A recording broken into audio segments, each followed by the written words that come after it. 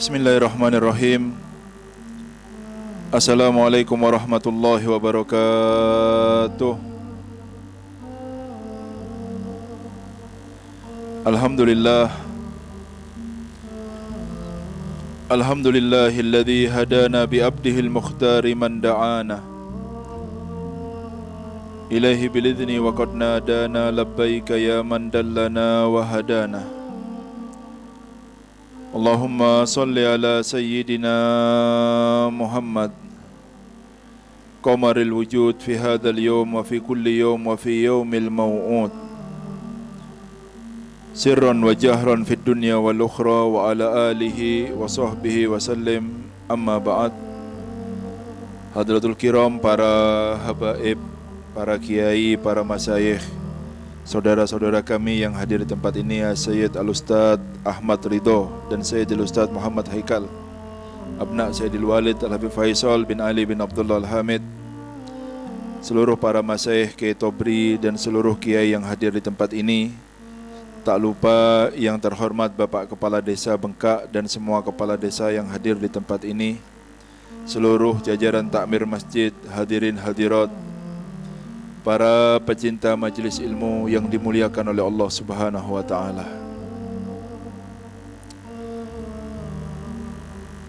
Ketika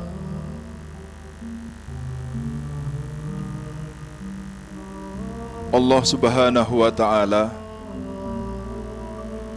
memberikan kabar kepada kita bahwa para sahabat Nabi Muhammad sallallahu alaihi wasallam dan orang-orang yang dia berhak untuk menemani Rasulullah sallallahu alaihi wasallam, dalam diri mereka adalah simahum fi wujuhihim min atharis sujud, bekas daripada sujud. Kapan seorang hamba benar-benar melaksanakan sujud kepada Allah Subhanahu wa taala? Ketika hamba tersebut tahu akan harga dirinya, tahu akan dirinya, sehingga dia tahu akan kebesaran Tuhannya, yaitu Allah Subhanahu wa taala. Sebelum orang tahu akan kadar dirinya, maka dia tidak akan mengenal siapa Tuhannya. Oleh karena itu ya, dalam perkataan orang-orang soleh yang terdahulu, mereka semua berkata, man arafa nafsahu arafa rabbah. Orang yang tahu dengan kadar dirinya sendiri, maka dialah orang yang akan kenal dengan Tuhannya. Karena seseorang apabila dia kenal dengan dirinya sendiri, tidak mungkin tersimpan di dalam hatinya setitik pun rasa dari merasa mulia daripada makhluk-makhluk yang lainnya. Berarti tidak tahu diri kalau masih merasa dirinya apa yang mau dihebatkan, karena kita bahkan tidak memiliki badan kita sendiri. Apa yang ada pada diri kita, semua itu pemberian dari Allah. Mau sombong sama apanya? Gantengnya, kayanya, jabatannya, kecerdasannya, semua itu diberi dan pemberian dari Allah Subhanahu wa taala. Karena kita aslinya tidak punya apa-apa. Faham ya? Oleh karena itu, ya, ada sebuah pertanyaan ya. Sayyidina Sulaiman kepada Sayyidina Sulaiman, ya, Nabi Sulaiman alaihissalam, beliau ditanya tentang sebuah kejelekan yang apabila seseorang melakukannya maka tidak akan bermanfaat semua kebaikannya. Ada dari umatnya bertanya kepada nabinya, yaitu Nabi Sulaiman alaihissalam, tentang sebuah amal jelek yang apabila dilakukan oleh kita maka tidak bermanfaat semua kebaikan yang kita lakukan. Dijawab oleh Nabi Sulaiman dengan satu jawaban, yaitu al-kibir. Apa? Sombong. Puncak daripada sombong ini adalah kabar dari Rasul sallallahu alaihi wasallam, ya, la yadkhulul jannah man kana fi qalbihi mithqala dzarratin minal kibir. tidak bisa masuk surga. Maksudnya langsung masuk surga itu tidak bisa, walaupun ibadahnya seperti malaikat. Siapa? Orang yang masih tersisa dalam dirinya sebesar biji dzarrah atau sebesar molekul kecil sekali, tidak tampak sama mata, ya, dari rasa merasa mulia dari makhluknya Allah Subhanahu wa taala. Oleh karena itu Allah Subhanahu wa taala berfirman di dalam Al-Qur'an, wa tilkad darul akhirah naj'aluha lilladzina la yuriduna 'uluwan fil ardi wala fasada. Akhirat itu hanya bagi orang-orang yang tidak mengharapkan ketinggian, ya, ketika ada di atas muka bumi ini. Jadi dia tidak menginginkan dirinya lebih daripada orang-orang lain. Faham ya? Karena kita ini tidak tahu siapa yang kita ini di antara kita ini yang lebih mulia sampai nanti kita ini melewati sirat. Kalau kita melewati sirat dan sudah jelas kita masuk surga, silahkan kalau sampean mau merasa mulia. Tapi sebelum melewati sirat jangan merasa mulia dulu, karena belum tentu kita ini selamat dan bisa melewatinya. Dan selalu seperti itu harusnya. Oleh karena itu Rasul SAW beliau pernah memberikan kabar, bainama rajulun yatabakhtar fi burdatihi idza ajabathu nafsuh fakhasafallahu bihil arda, ya, fahuwa yatajaljal fiha ila yaumil qiyamah. Ketika seorang laki-laki dia merasa sombong dengan rida atau dengan pakaian yang dia pakai, merasa hebat dengan badannya, pakaiannya, bangga. Karena apa? Merasa berbeda dengan yang lainnya. Ketika dia merasa kagum dengan badannya, merasa lebih tinggi daripada yang lainnya, ditenggelamkan oleh Allah Subhanahu wa taala, dan dia selalu tenggelam, kepingin naik dan tidak bisa, akan tetap seperti itu sampai hari kiamat, kata Rasul sallallahu alaihi wasallam. Teringat dulu juga Qarun ketika dia itu pamer dengan hartanya, diarak, ya, bahkan kunci-kuncinya ma inna mafatihahu latanu bi usbah ulil quwwah. Usbah itu dari 3 sampai 11. Ulil quwwah, orang-orang yang kuat. Kunci dari gudangnya kecil-kecil gini kuncinya. Dibawa pakai karung, diangkat oleh orang-orang yang kuat, dan yang mengakui kekuatan mereka itu adalah Allah, berarti kuat sungguhan. Allah yang mengakui kekuatan manusia, berarti manusia itu kuat sungguhan. Ya, karena siapa? Karena Allah yang mengakui kekuatannya. Itu kuncinya diangkat sama 11 orang yang kuat-kuat, itu tidak mampu. Terus berapa banyak kuncinya ini? Kalau bertanyanya, berapa banyak kuncinya, terus berapa banyak hartanya? Makanya bahkan orang Indonesia pun kalau menemukan harta pendaman, katanya harta mana negara Indonesia sama negaranya Qarun ini? Di Palestina sana, di orang-orang Syam sana, mana jauhnya? Faham ya? Mana? Ketika bangga, fahasafallahu bihil arda, ditenggelamkan di atas muka bumi sama Allah Subhanahu wa taala. Faham ya? Makanya hati-hati dengan sifat ini. Jangan sampai menghiasi diri kita. Kita tidak takut apabila seseorang itu bangga dengan jabatannya, hartanya, dan ini umum. Yang lebih kita takutkan daripada itu, orang merasa mulia dengan ilmunya dan ibadahnya. Hati-hati. Karena ibadah apabila benar tidak akan menambah kepada hamba tersebut kecuali tawadhu. Merasa dirinya adalah hamba yang banyak dosa dan melihat mulia orang-orang yang di sekitarnya. Ini pandangan orang yang sehat hatinya. Faham ya? Ini adalah pandangan orang yang sehat hatinya. Oleh karena itu, ya, Allah Subhanahu wa taala ketika menciptakan Jannatul Aden, jannah yang tertinggi yang ada di Firdaus sana itu, ya, lamma khalaqallahu jannata adn nadhara ilaiha, dilihat surga itu dengan segala kesempurnaan yang diciptakan oleh Allah bagi hamba-hamba yang terpilih saja, dikatakan kepada surga tersebut, anti haramun ala kulli mutakabbirin, kamu ini haram, tidak mungkin dimasuki bagi orang-orang yang di hatinya masih tersimpan rasa sombong. Apa? Haram, sudah haram. Tidak mungkin masuk ke sana. Di dalam hatinya ada tersimpan rasa sombong kepada makhluknya Allah Subhanahu wa ta'ala. Ya. Lalu Sayyidina Mutarrif bin Abdullah ketika melihat ada seorang laki-laki yang namanya Muhallab, wa huwa yatabakhtar fi jubbatin khazzin, bangga dengan pakaian jubah yang dia pakai. Lalu dikatakan, ya Abdullah. Orang-orang Arab seperti itu.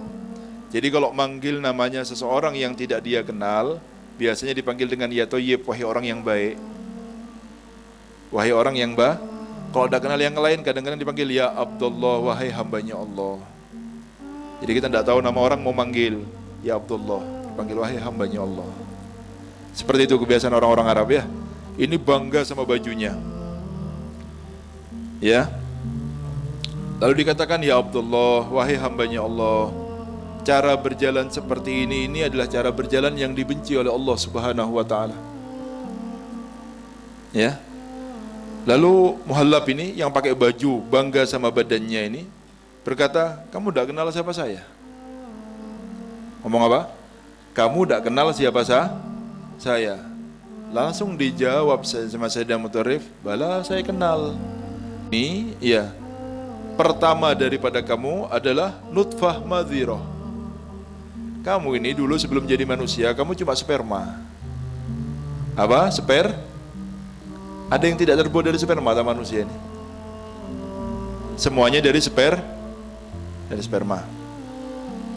Wa akhiruka jifah qadhirah. Dan nanti kamu ini cuma batang yang menjijikkan.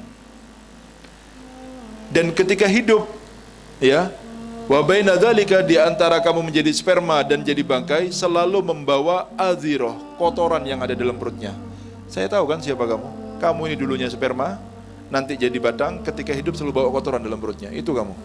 Kalau kamu mau tahu. Faham ya? Ya. Lalu ketika diterangkan seperti ini, famadhu Muhallab taraka misyata tilka, ditinggalkan cara jalan yang seperti itu, alhamdulillah. Dan Rasul sallallahu alaihi wasallam beliau bersabda, man adama fi nafsihi wa ikhtala fi misyatihi laqiyallahu wa huwa alaihi ghadban. Siapa orang yang merasa agung kepada badannya dan bersombong ketika berjalannya, maka kelak pada hari kiamat akan menemui Allah dan Allah dalam keadaan murka kepadanya, katanya. Dengan apapun itu, dengan apapun, bukan hanya dengan hartanya, dengan apapun yang dia punya, ketika sesuatu tersebut membuat dia merasa lebih mulia dari orang lain, maka itu adalah kibir, sombong. Lalu ada pertanyaan ketika diterangkan seperti ini. Sahabat bertanya kepada Rasul sallallahu alaihi wasallam, "Inna rajula yuhibbu an yakuna thawbahu hasanan, wa fi'luhu hasanan." Seorang ini, semuanya di antara kita ini senang kalau pakai baju yang bagus. Berbuat dengan perbuatan yang bagus. Dijawab sama Rasul sallallahu alaihi wasallam, "Innallaha jamil yuhibbul jamal." Allah itu indah dan mencintai keindahan. Pakai yang bagus, pakai mobil yang bagus, pakai rumah, enggak apa-apa. Bukan itu yang dilarang, bukan pakai baju bagus, pakai rumah bagus, bukan. Tetapi yang namanya sombong itu, yang namanya sombong itu adalah batrul haq, tidak menerima kebenaran. Kalau ngomong mau menang sendiri sudah tahu salah, tapi masih bela badannya sendiri. Orang yang ngomongnya ngeyel kayak gini berarti sombong sudah badannya. Ya sudah, kalau ngaku salah ya ngaku salah sudah. Kan beres acaranya. Kalau sudah tidak mau kalah dalam bicaranya, berarti dia sombong ada dalam hatinya. Batrul haq, tidak menerima benar walaupun itu sudah tahu kalau dia benar. Maksudnya dia sudah tahu kalau yang diucapkan musuh lawan bicaranya itu benar dan dia tidak mau menerimanya. Itu sombong. Lalu waghamtun nas, ihtiqarun nas, melihat manusia dengan pandangan hina dan merasa kalau badannya lebih mulia, ini yang namanya sombong. Gimana itu waktu belajar dulu? Ya biasa, di bawah saya masih Ini nih yang kayak gini ini nih yang bahaya ini. Faham ya? Wah itu hebat orang itu. Alah ya gak sepiro masih orang itu, biasa saja. Biasanya orang yang satu profesi ini tidak terima kalau ada rival bekerjanya itu diunggulkan lebih daripada dia. Dia itu dulu belajar sama saya, udah ngerti apa-apa. Was. Ya hati-hati ya. Bukan masalah omongan ini, perasaan sombong dalam hatinya itu yang berbahaya. Faham ya? Makanya min kalamati kamalil akal rojul katanya, sana'uhu ala akronihi.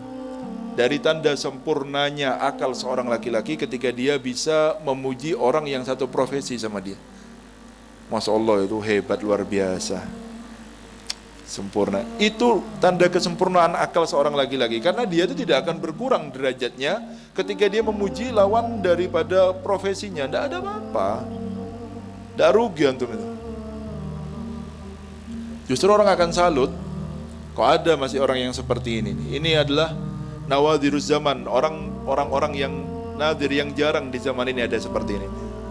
Dan akan tampak semakin berbeda yang seperti itu. Ya, ada satu Habib muji Habib yang lainnya, tidak rugi. Ada satu kiai muji kiai yang lainnya dalam keilmuannya, tidak akan rugi. Tidak akan rugi. Justru semakin bagus dia namanya. Faham ya? Sehingga dulu ini Sayyidina Umar bin Abdul Aziz, ya, seorang khalifah adil ini, datang tamu kepada dia, kok lampunya rusak? Sebentar ya, saya memperbaiki tamu dulu. Katanya tamunya, karena ini raja, biar aja saya.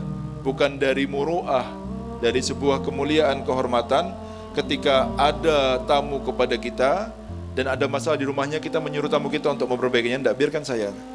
Kata tamunya, tidak punya pembantu, kesian, baru tidur katanya.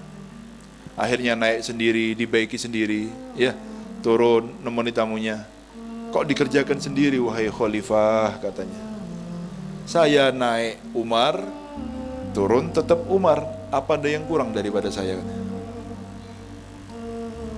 Berubah tak saya tak? Enggak kan? Cuma cara pandang manusia saja. Kadang-kadang orang-orang ini aneh. Cara pandang ini, ya Allah. Makanya sampai kata guru-guru kita pakai baju seperti ini ketika berdakwah. Termasuk sekarang inilah hal-hal yang diminta. Karena pandangan manusia dengan orang yang menggunakan imamah sama sal itu berbeda dengan orang ketika pakai baju biasa. Dan itu saya rasakan. Lain orang-orang ini. Ketika pakai baju biasa, tidak pati Habib masih. Kalau pakai imamah sama jubah, hormatnya berbeda orang-orang ini. Padahal saya tidak pakai imamah jubah, tetap Ali. Pakai jubah, pakai imamah, tetap tidak ada perubahan sama sekali. Apa bedanya? Tidak ada bedanya. Tetapi itulah iman manusia yang ada di matanya. Sehingga pakai seperti ini seakan-akan sebuah keharusan. Supaya apa? Omongan kita ini lebih didengarkan dengan orang-orang yang melihat kita. Sebetulnya tidak harus. Tetapi kata guru, kalau kita bukan yang melakukan sunnah, siapa? Akhirnya dipakai dengan orang-orang yang tidak layak, dan itu tidak mencerminkan sunnah sama sekali. Bukan kepingin tampil berbeda seperti ini ya. Apa? Bukan kita kepingin tampil berbeda, takut dipakai oleh orang yang salah sehingga dia itu seakan-akan agama dan berbeda pandangan manusia nantinya. Faham ya? Seperti itu. La ilaha illallah ya. Sehingga Rasul sallallahu alaihi wasallam beliau berkata pada suatu hari kepada para sahabatnya. Qala Rasulullah sallallahu alaihi wasallam yauman li ashabihi, berkata pada sahabatnya. Bahasanya itu berkata kepada santri-santrinya. Cuma kan omongannya sahabat ini. Sahabat ini siapa? Santrinya Rasulullah sallallahu alaihi wasallam. Berkata apa Rasulullah sallallahu alaihi wasallam? Malila ara alaikum ya. Malila ara alaikum halawatal ibadah. Kenapa saya tidak melihat kepada diri kalian itu kenikmatan dalam ibadah, kemanisan ibadah? Bingung sahabat ini. Kayak tidak ada bekasnya, kata Rasulullah SAW.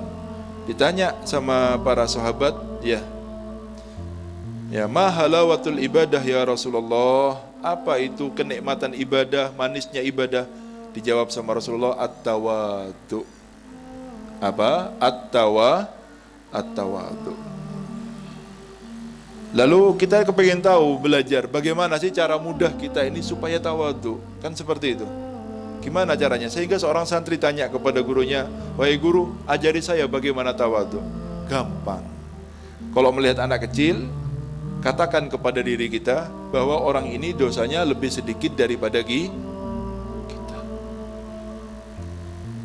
Paham ya? Kalau melihat orang yang di bawah umur kita, kita berkata saya lebih banyak dosanya dan orang ini lebih sedikit dosanya. Kalau melihat orang yang umurnya di atas kita, kita berkata bahwa orang ini lebih banyak ibadahnya daripada saya. Dengan seperti ini adalah cara yang paling mudah untuk kita ini melihat baik semua orang-orang yang ada di hadapan kita. Paham ya? Ya, sampai Al-Habib Abu Bakar ini ya, yang barusan saja mungkin ada yang hadir atau yang berniat hadir atau yang belum bisa hadir, tapi semoga berkahnya dapat semuanya ya. Habib Abu Bakar bin Muhammad As-Segaf, beliau berkata apa? Ketika seseorang hadir dalam majlisnya aulia, dalam majlis-majlis mereka, ada dari mereka itu nujaba, orang-orang yang cerdas, orang-orang yang biasa, orang-orang yang mungkin akalnya ini lemah, tidak bisa mencatat apa-apa dari perkataan yang dikatakan oleh orang wali tersebut. Kan seseorang ini biasanya kan seneng, guru ini kalau ada murid ini cerdas, cepat nyatetnya, jadi omongan gurunya dicatat semua. Tapi terkadang kata Habib Abu Bakar, justru rahasianya Allah turun kepada orang yang tidak cerdas sama sekali. Kenapa? Karena pada saat itu dia merasa hina, merasa dirinya rendah di antara sahabat-sahabatnya. Faham ya? Karena pada saat itu anak yang tidak bisa mencatat, pikirannya lemah ini merasa dirinya hina dan lebih rendah daripada sahabat-sahabat. Dan sekarang masuk dia itu dalam hadis qudsi yang Allah Subhanahu wa taala berfirman, "Ana inda munkasirati qulubuhum min ajli." Saya ini bersama dengan orang-orang yang hatinya hancur karena saya, kata Allah Subhanahu. Sekarang ini orang-orang yang bodoh ini hancur hatinya, merasa dia itu tidak lebih daripada teman-temannya. Sehingga apa? Hati yang seperti inilah yang merasa rendah, tidak merasa lebih mulia, yang dia itu merasa lebih hina daripada teman-temannya, layak untuk mendapatkan rahasianya Allah Subhanahu wa taala yang tidak mungkin dia itu tidak mungkin didapatkan oleh hati-hati yang masih merasa lebih tinggi, mungkin karena kecerdasannya, karena kehebatannya dan lain sebagainya. Allahumma shalli ala Muhammad. Bagaimana caranya? Dengan kecerdasan kita, dengan kelebihan yang Allah berikan kepada kita, baik dengan harta kita, jabatan kita, kita tetap menjadi diri kita sendiri tanpa merubahnya sedikit pun. Paham ya? Makanya kan saya bilang di pertama ceramah, yang tahu sama badannya. Karena orang yang tidak tahu badan tidak akan kenal sama Tuhannya. Paham ya? Yang tahu sama badannya. Sudahlah. Kita ini bukan mulia, hanya saja kita ini masih ditutup sama yang namanya saternya Allah Subhanahu wa taala. Seharusnya kita ini bersyukur dan semoga nikmat tersebut selalu diberikan kepada kita sehingga kita masih dilihat bagus sama orang-orang. Seandainya penghalang Allah ini diangkat dan orang-orang sekitar kita melihat kebusukan kita, tidak akan ada yang menoleh. Bahkan mungkin tidak ada yang mau mendengarkan perkataan saya kalau Allah membukakan aib yang saya lakukan. Mungkin seperti itu. Tetapi ini hanya nikmat sater, nikmat ditutup oleh Allah. Makanya yang tahu diri semuanya. Ya, kita ini tidak ada yang mulia, cuma masih ditutup saja sama Allah aib-aib kita ini. Paham ya? Paham ya? Ya. Karena itu kan tobat itu tidak ada permulaannya, tidak ada ujungnya. Kecuali kata guru saya Habib Ali Masrur, antum ini jangan berhenti tobat, karena tobat itu ada permulaannya, tidak ada akhirnya. Teruslah dalam tobat. Karena tobat itu awalnya adalah meminta ampunan dan akhirnya adalah meminta mahabbah. Kecuali kalau sampai kalian didatangi sama Rasul SAW berkata, saya Muhammad bin Abdullah, Rasulullah, ya, baik, berita kabar baik wahai fulan bahwa Allah telah mengampuni dosamu. Sekarang kalian baru boleh yakin kalau Allah sudah mengampuni dosanya kita. Kalau kita belum dapat kabar kalau Allah mengampuni dosa kita, jangan berhenti dari tobat. Seperti kita tidak berhenti dari maksiat, kita juga tidak boleh berhenti dari tobat. 100 kali tobat, tidak apa-apa. Kalau dia masih mau tobat, berarti dia masih mau mengakui kesalahannya. Ya, sampai dapat khobar yakin kalau kita sudah diampuni oleh Allah. Awalnya tobat ini adalah meminta ampunan, akhir daripada tobat adalah meminta mahabbah. Apa kita tidak dengar firman Allah Subhanahu wa taala, "Innallaha yuhibbut tawwabina wa yuhibbul mutatahhirin." Sesungguhnya Allah cinta kepada orang yang banyak tobatnya. Jadi orang yang banyak tobat, hakikatnya dia meminta maqam mahabbah dari Allah Subhanahu wa ta'ala. Jadi jangan capek. Tidak ada kegiatan, diem bingung apa bilang astagfirullahaladzim sambil diingat dosanya. Barangkali pas waktu ijabah, berkat daripada waktu yang mulia yang Allah rahasiakan dalam 24 jam dalam satu hari kita ini, dosa kita langsung diampuni sama Allah Subhanahu wa ta'ala. Dan kita tidak tahu kapan waktu itu, rahasia. Jadi kalau sampai ada kesempatan waktu nganggur, tidak ada kegiatan apa-apa, ya minta ampun sama Allah. Faham ya semuanya ya? Semoga diberkahi oleh Allah Subhanahu wa ta'ala. Mau masuk ini ntar lagi bulan Muharram sudah ya. Tahun baru. Ini tutup buku, ini buka buku baru. Ya, kita ini sudah dalam akhir tahun ini sudah. Alangkah baiknya ya, kalau akhir tahun ini kita tutup dengan banyak taubat kepada Allah Subhanahu wa ta'ala, sehingga yang dilakukan pada tahun sebelum kita yang sudah kita lalui ini semua dihapus oleh Allah. Jangan sampai kita ini menutup tahun kita dengan pemandangan maksiat-maksiat dan lain sebagainya. Karena segala sesuatu tergantung akhirnya. Kalau akhirnya bagus, insya Allah nanti yang kedepannya semuanya diampuni oleh Allah. Tapi wa'iyadzubillah, kalau kita menghabiskan waktu sebelum ini dengan taat, lalu di akhir-akhir tahun ini akan tutup buku ini, ternyata kita hiasi dengan maksiat kepada Allah Subhanahu wa ta'ala. Paham ya? Paham ya? Jadi ayo, ya, barangkali dengan beberapa hari terakhir ini sebelum masuk tahun baru ini, ya, bisa menghapus semua dosa-dosa kita yang kita lakukan sebelum satu tahun yang sebelumnya. Ya, semoga diberkahi umurnya semuanya ya. Semangat terus dalam majlis-majlis ilmu, semangat terus ya di dalam beribadah kepada Allah Subhanahu wa ta'ala, selalu muhasabah kepada dirinya sendiri, dan semoga hari demi hari kita menjadi manusia yang lebih baik. Amin Allahumma amin. Mungkin ini yang bisa saya sampaikan, kurang lebihnya mohon maaf. Billahi taufiq wal hidayah. Assalamualaikum warahmatullahi wabarakatuh.